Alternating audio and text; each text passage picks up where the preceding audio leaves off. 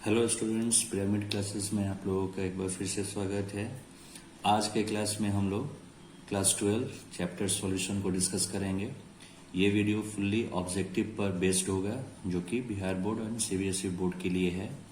तो आइए हम लोग टॉपिक को स्टार्ट करते हैं। सॉल्यूशन चैप्टर में हम लोग का जो आज का टॉपिक होगा वो मोल फ्रैक्शन से होगा। तो हम लोग आइए इसे स्टार्ट करते हैं। मोल फ्रैक्शन, ये टॉपिक है हमारा मोल फ्रैक्शन। तो मोल फ्रैक्शन को स्टार्ट करने से पहले हम लोग पहले मोल को समझ लेते हैं कि मोल क्या है। तो मोल के लिए क्या है कि मोल को अगर हम लोग को निकालना है, नंबर ऑफ मोल निकालना है, नंबर ऑफ मोल निकालना है अगर, तो उसके लिए फॉर्मूला होता है गिवन मास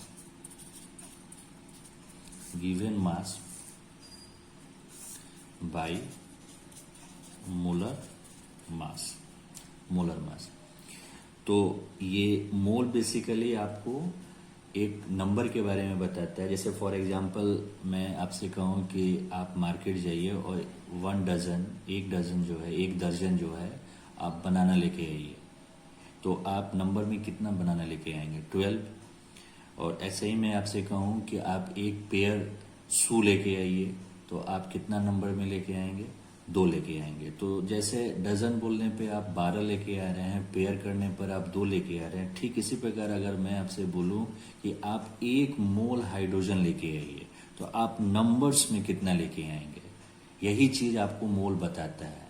तो नंबर्स में जैसे कि आप लोग का ये भी क्वेश्चन जो है इंपॉर्टेंट है, जैसे कि एक मोल जो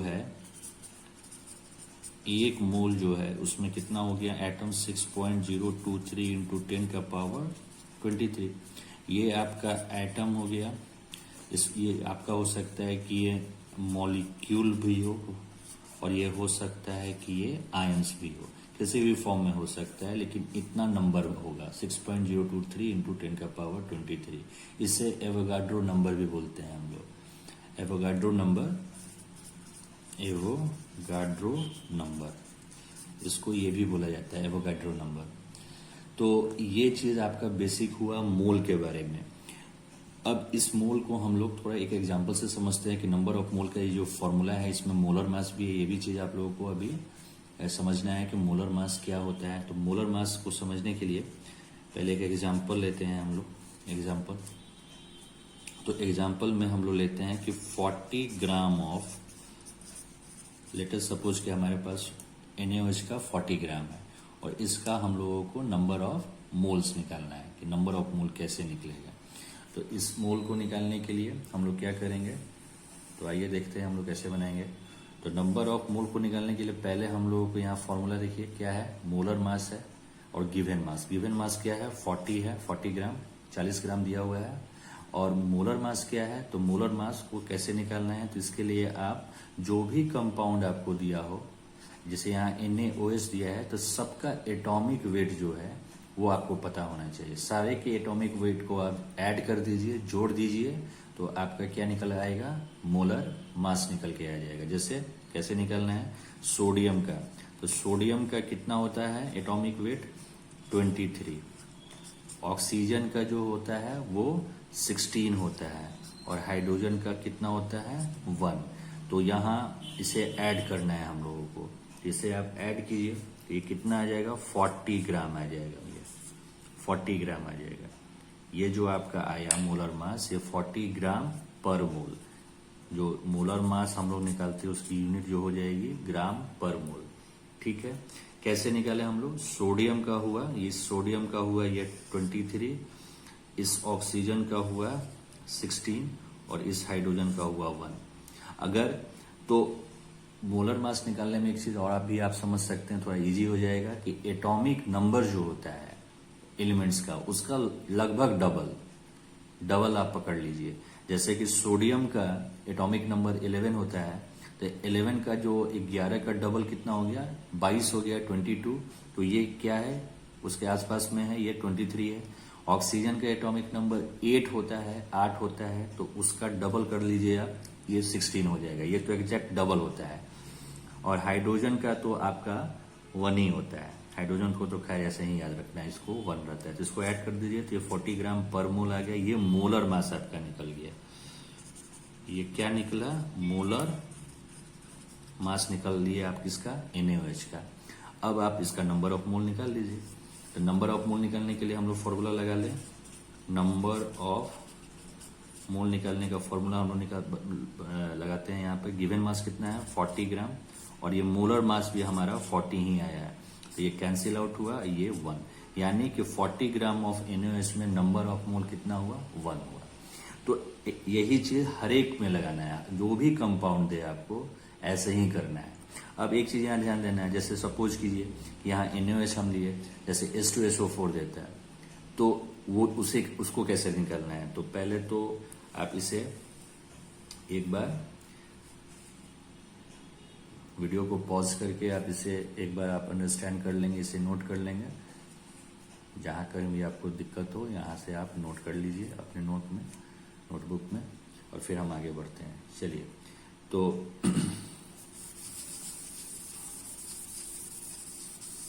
अब आइए, जैसे सपोज कीजिए कि एक एग्जांपल दिए कि लेटर सपोज कि 98 gram of H2SO4 sulphuric acid है ये, तो इसका 98 ग्राम दिया हुआ है।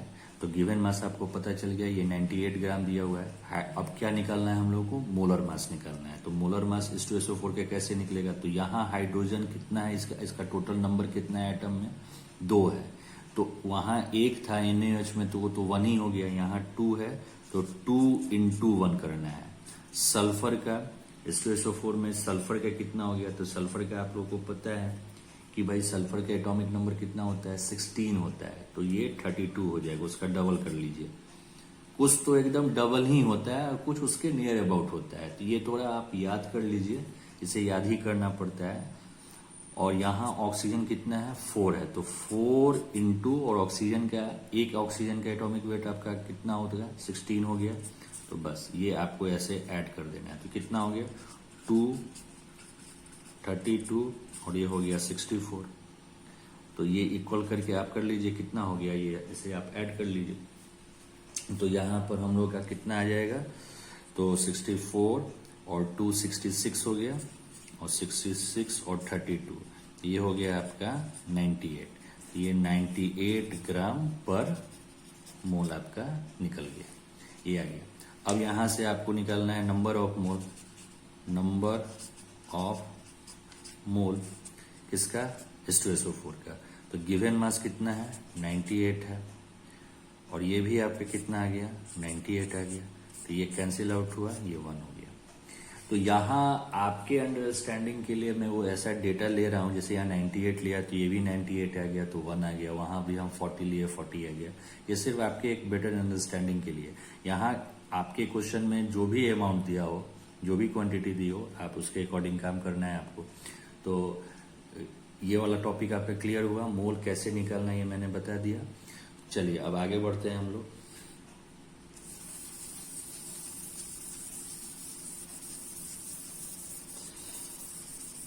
अब आइए मोल फ्रैक्शन को देख लेते हैं। मोल फ्रैक्शन जो है क्या है?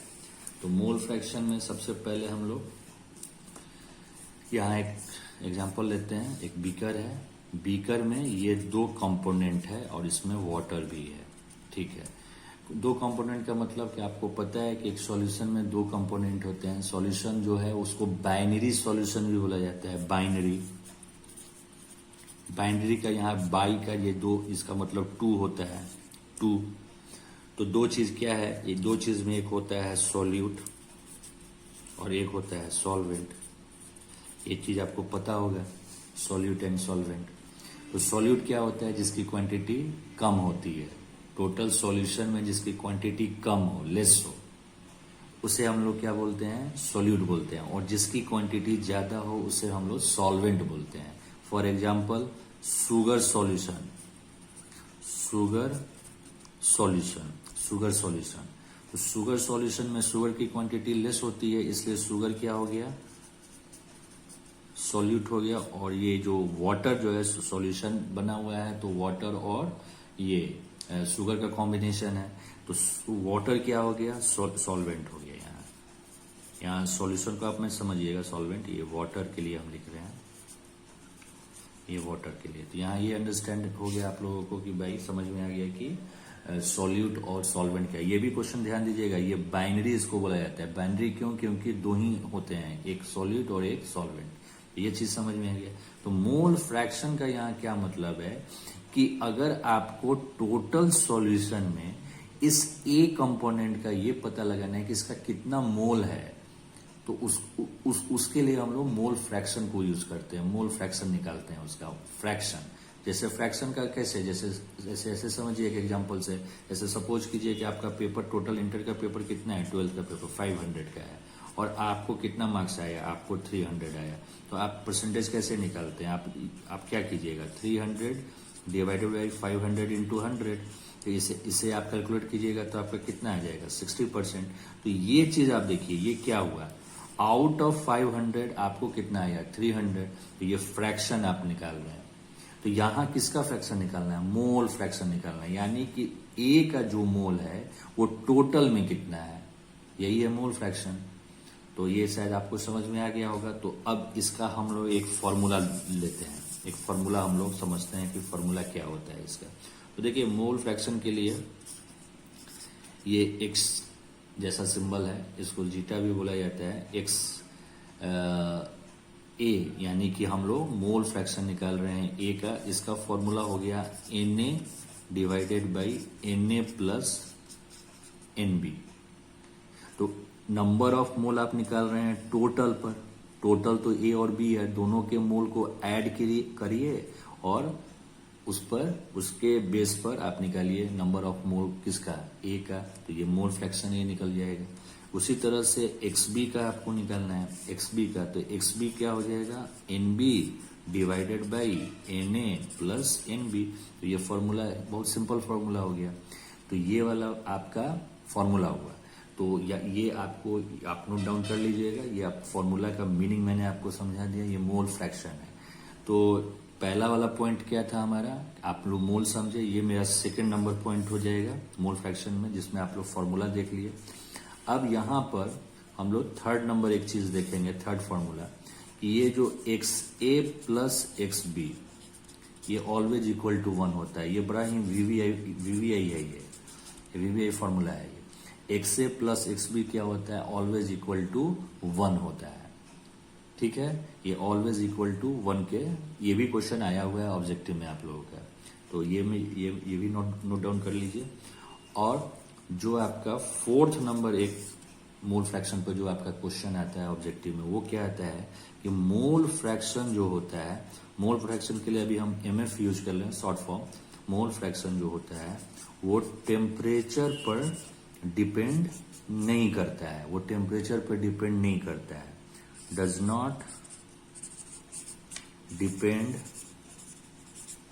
Not depend on temperature. इस चीज को आपको ध्यान में रखना है। ये भी बहुत ही इंपॉर्टेंट पॉइंट है। ये टेम्परेचर पर डिपेंड नहीं करता है, ये टेम्परेचर इंडिपेंडेंट है। क्यों है, क्योंकि ये इसमें टोटल बात हो रही है नंबर्स की, वेट की, मास की बात हो रही है। अगर ये टेम्परेचर पर डिपेंडेंट होता तो इसके फॉर्मूला में वॉल्यूम वगैरह की बात आ जाती, जो कि नहीं है। तो ये भी एक तरीका होता है पकड़ने का कि कौन सा टर्म, जैसे कि अभी आगे हम लोग को मिलेगा कि नॉर्मलिटी टेम्परेचर पे डिपेंडेंट है कि नहीं है, मोलारिटी उसी तरह से मोलालिटी। तो जिस भी फॉर्मूला में वॉल्यूम की बात आ जाएगी वो आप मान के चलिए कि वो आपका टेम्परेचर पे डिपेंडेंट क्वांटिटी होगी, और जिसमें वॉल्यूम वगैरह की कोई बात नहीं आ रही है वो टेम्परेचर इंडिपेंडेंट है, उस पर टेम्परेचर का कोई इफेक्ट नहीं होगा। तो ये हो गया आप लोग का मोल फ्रैक्शन पर टोटल चीज मैंने आपको बताया। तो जिसमें हम लोग को 4 पॉइंट हम लोगों ने डिस्कस किया, चारों पॉइंट इंपॉर्टेंट है। नंबर ऑफ मोल डिस्कस हो गया, इसका फॉर्मूला डिस्कस हो गया। थर्ड नंबर में ये दोनों इक्वल होते हैं 1 के, और ये फोर्थ नंबर हो गया कि टेम्परेचर पर डिपेंड नहीं करेगा। आइए क्वेश्चन फटाफट हम लोग लगाते हैं, फिर आगे बढ़ते हैं।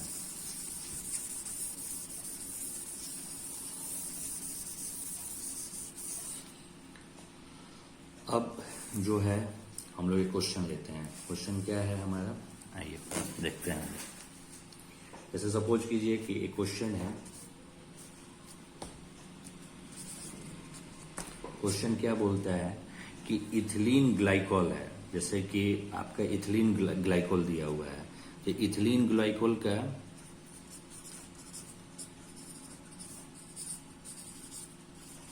इथिलीन ग्लाइकोल का आपका कितना दिया हुआ है परसेंट के टर्म में वेट दिया हुआ है 20% दिया हुआ है ये बाई वेट चाहे बाई मास, ये आपका सॉल्यूशन में प्रेजेंट है। मैं शॉर्ट कर रहा हूं क्वेश्चन को, मैं ब्रेक करके लिख रहा हूं। तो इथिलीन ग्लाइकोल एक सॉल्यूशन है, जैसे सपोज कीजिए कि एक आपका बीकर है, इसमें वाटर में ये इथिलीन ग्लाइकोल है। इथिलीन ग्लाइकोल का फॉर्मूला मैं यहां लिख दे रहा हूं C2H6O2। ये इथिलीन ग्लाइकोल सपोज डेट कि इस वाटर में है, तो इसका कितना वेट दिया हुआ है जो वो परसेंटेज के टर्म में दिया हुआ है 20% बाई मास दिया हुआ है। ठीक है, अब आपसे पूछ रहा है कि भाई इसका मोल फ्रैक्शन आप निकालिए, किसका, find mole fraction of ethylene यानी कि C2H6O2। ठीक है, ये आपको क्वेश्चन समझ में आएगा। क्वेश्चन एक बार फिर से समझा देते हैं। ये एक बीकर है जिसमें वाटर में आपका C2H6O2 है, जिसका नाम क्या है, इथिलीन ग्लाइकोल है। वो डिजॉल्व है, यानी कि एक एक्वस सॉल्यूशन है। एक्वस का मतलब कि जलीय विलयन, जिसको हिंदी में आप बोलते हैं, एक्वस सॉल्यूशन है जिसका 20% बाई मास जो है डिजॉल्व है। तो आपको निकालना क्या है, मोल फ्रैक्शन निकालना है C2H6O2 का। ठीक है, तो अब यहां पर हमें क्या करना होगा, मोल फ्रैक्शन निकालने के लिए हमको C2H6O2 का नंबर ऑफ मोल निकालना होगा, नंबर ऑफ मोल। तो ठीक है, तो पहले इसका फॉर्मूला, आइए इसका आंसर हम लोग पहले स्टार्ट करते हैं कि आंसर क्या होगा। देखिए ये क्वेश्चन ऑब्जेक्टिव के लिए ही है, तो पहले हम लोग मोल फ्रैक्शन, जैसे मैंने आपको समझाया है अभी तक, मैं जो भी समझा पाया हूं, तो इसे आप ऐसे पहले क्लियर कर लीजिए बेसिक। अब इस पे जो भी क्वेश्चन आ रहा है मोल फ्रैक्शन में, वो आपसे उम्मीद करता हूं कि आपसे सॉल्व हो जाएगा। अब आप ऑब्जेक्टिव भी लगाइएगा तो आपसे सॉल्व हो जाएगा, अगर आप इस वीडियो को अंडरस्टैंड कर पा रहे हैं तब। ठीक है, तो कोशिश कर रहा हूं कि आप इसे अंडरस्टैंड करें और समझे कि क्या होता है मोल फ्रैक्शन, इसके क्वेश्चन को कैसे सॉल्व किया जाता है। तो आइए इसका हम लोग नंबर ऑफ मोल निकालते हैं। नंबर ऑफ मोल के लिए गिवन मास चाहिए, तो गिवन मास कितना है इथिलीन ग्लाइकोल का इस क्वेश्चन में, तो देखिए 20%। जब भी परसेंटेज वगैरह लगाते हैं तो 100 पे कैलकुलेशन होता है, तो यानी कि 100 टोटल 100 में कितना है इथिलीन ग्लाइकोल, 20 है, वो भी बाई मास दिया हुआ है। वो बता रहा है कि आप 20 ग्राम जो है प्रेजेंट है 100 ग्राम ऑफ सॉल्यूशन में। यहां ये बहुत इंपॉर्टेंट है, यहीं से आपका ये चीज निकलता है। जरा इधर आइए, इसे समझ लेते हैं कि 20% जो ये लिखा हुआ है, इसका मतलब हो गया कि 20 ग्राम और इधर हो गया 80 ग्राम, ये मिला के टोटल कितना हो जाएगा 100 ग्राम। यहां समझना है ये चीज कि ये आपका क्या है, ये आपका है सोल्यूट, क्योंकि इसका नंबर कम है, इसकी क्वांटिटी कम है, इसलिए सोल्यूट हो गया। और ये हो गया आपका सॉल्वेंट, जो कि यहां क्या है, वाटर है। और इन दोनों को जब आप ऐड किए तो ये 100 ग्राम जो बना, इसे आप क्या कहेंगे, इसे आप कहेंगे सॉल्यूशन। आ रहा है बात समझ में, इसे आप सॉल्यूशन कहेंगे। तो यहां ये चीज समझ में आ गया। तो गिवन मास कितना है, 20 ग्राम है इथिलीन ग्लाइकोल का।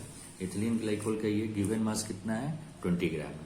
तो और अब क्या जरूरत पड़ेगा हम लोगों को, बाई इक्वेशन से देखिए, मोलर मास। मोलर मास इसका जरूरत पड़ेगा, तो मोलर मास हम लोग निकालते हैं। मोलर मास निकालते हैं किसका, C2H6O2 का मोलर मास निकालते हैं। तो कैसे निकलेगा, कार्बन कितना है, 2 है, 2 इंटू कार्बन का जो एटॉमिक वेट हम लोग को पता करना है वो कितना होता है, तो कार्बन का एटॉमिक नंबर 6 होता है, तो इसका डबल कर लीजिए 12, प्लस यहाँ हाइड्रोजन कितना है, 6 है, तो 6 इंटू 1।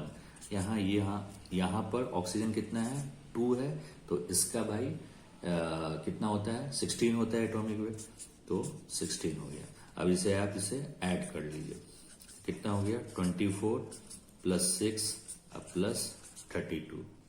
ठीक है, तो ये कितना हो गया, 62 हो गया, 62 ग्राम पर मोल। तो ये हम लोग निकाल लिए। तो ये कैसे मोलर मास निकला ये समझ में आ गया। चलिए, तो अब हम लोग नंबर ऑफ मोल निकालेंगे। आइए, नंबर ऑफ मोल्स निकालेंगे। नंबर ऑफ मोल्स किसका निकालना है? C2H6O2 का। तो गिवन मास कितना है? 20 ग्राम था और ये कितना आया? 62 आया।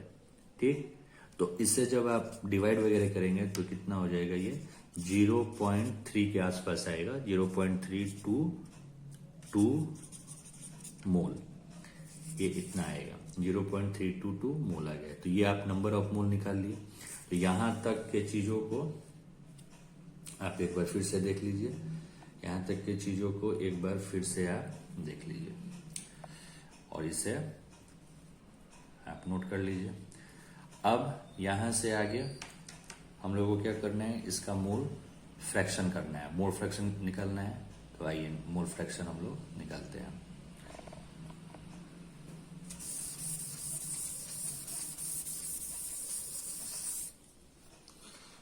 तो मोल फ्रैक्शन किसका निकालना है? तो इसके लिए x का सिंबल का यूज होता है, C2H6O2। तो इसके लिए यहां हो गया नंबर ऑफ मोल किसका निकालना है? C2H6O2 का, डिवाइड कर दीजिए किससे? C2H6O2 और यहां कर दीजिएगा NH2O। इसका भी तो नंबर ऑफ मोल टोटल पे निकालना है ना। तो ये दोनों क्वांटिटी तो आपको पता चल गए। अब number of mole of H2O निकालना है। तो ये मैं आपके लिए छोड़ रहा हूं कि ये आप निकालिएगा। मैं यहाँ डायरेक्ट यूज करूंगा फॉर्मूला H2O के लिए। वही गिवन मास आपको यहाँ कितना लेना है H2O के लिए? तो कितना निकाले थे अभी हम समझाए थे ऊपर में, 80 ग्राम था। और मोलर मास आप निकाल के यहाँ पुट कीजिएगा। मैं डायरेक्टली यहाँ पुट कर रहा हूँ। तो कितना हम लोग निकाले थे इसका मोल? 0.322, यहाँ भी 0.322 और प्लस जो इसका आप निकालेंगे वाटर का जो निकालेंगे तो वो आएगा 4.44 के आसपास आ जाएगा। तो इस टोटल क्वांटिटी को जब आप सॉल्व करेंगे, इस टोटल क्वांटिटी को जब आप सॉल्व करेंगे तो आपका आंसर आ जाएगा 0.932। तो ये आपका मोल फ्रैक्शन निकाले आप C2H6O2 का। ठीक है, तो ये आपका मोल फ्रैक्शन ऐसे ही निकालते हैं। अब अगर आपसे यही क्वेश्चन में आपसे यह पूछा रहता कि आप मोल फ्रैक्शन निकालिए वाटर का, तो यहां आपको इतना कैलकुलेशन करने की जरूरत नहीं है, क्योंकि ऑलरेडी जो मेरा तीसरा नंबर पॉइंट था उसको आप यूज कर लीजिए। थर्ड नंबर पॉइंट क्या था मेरा? इधर आइए, थर्ड नंबर पॉइंट था XA plus XB is equal to 1, ये था। तो x से अभी आप किसका निकाले? XA का मतलब यहाँ क्या है? मेरा इथिलीन ग्लाइकोल ले लीजिए और B क्या हो जाएगा? वाटर हो जाएगा। ये दोनों का सम इक्वल हो किसके? 1 के। तो अगर हम यहाँ पर B को अगर एज्यूम किए हुए वाटर, तो H2O is equal to 1 minus X और यहाँ पे क्या हो जाएगा? C2H6O2, तो 1 माइनस 0.932 और यहाँ इसको आप माइनस कर लीजिएगा। ये जो आप निकाले हैं अभी, तो ये कितना आ जाएगा? तो इसे ये क्वांटिटी ये आपका 0.932 नहीं आएगा, ये 0.6 के आसपास कुछ आना चाहिए, 0.628 आएगा। सॉरी, इसे मैंने करेक्ट कर दिया, आप कर लीजिएगा। और इसे आप यहाँ से मिटाइए और यहाँ पे आप लिखिए 0. ये वाली क्वांटिटी जो है 0.06 जो है आ रहा है 0.06। ये आपका नहीं, ये आपका 8 ही होगा, ये आपका नहीं होगा, तो ये 8। अब यहाँ आप ये माइनस करिएगा यहाँ पर, तो आपका आ जाएगा कितना? 0.932। ये देखिए, ये आपका मोल फ्रैक्शन निकल गया। तो ये छोटा सा यहाँ कैलकुलेशन में थोड़ा मिस्टेक हुआ था, इसके लिए सॉरी, लेकिन मैं समझता हूँ कि शायद आप सभी को बात समझ में आ गया होगा। तो इस तरीके से आपका ये टोटल जो है आपका ये मोल फ्रैक्शन का टोटल कंसेप्ट है। और अब इस पे कोई भी ऑब्जेक्टिव आता है तो ऐसे ही कैलकुलेट करना है आपको। तो आशा करता हूं कि ये वाली वीडियो आपको पसंद आई होगी।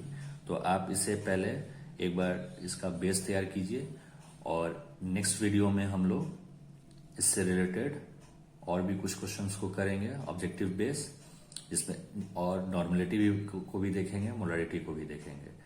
तो नेक्स्ट वीडियो में मिलते हैं, तब तक के लिए आप इस वीडियो को ध्यान से देखिए और प्रैक्टिस करते रहिए। चलिए, थैंक यू।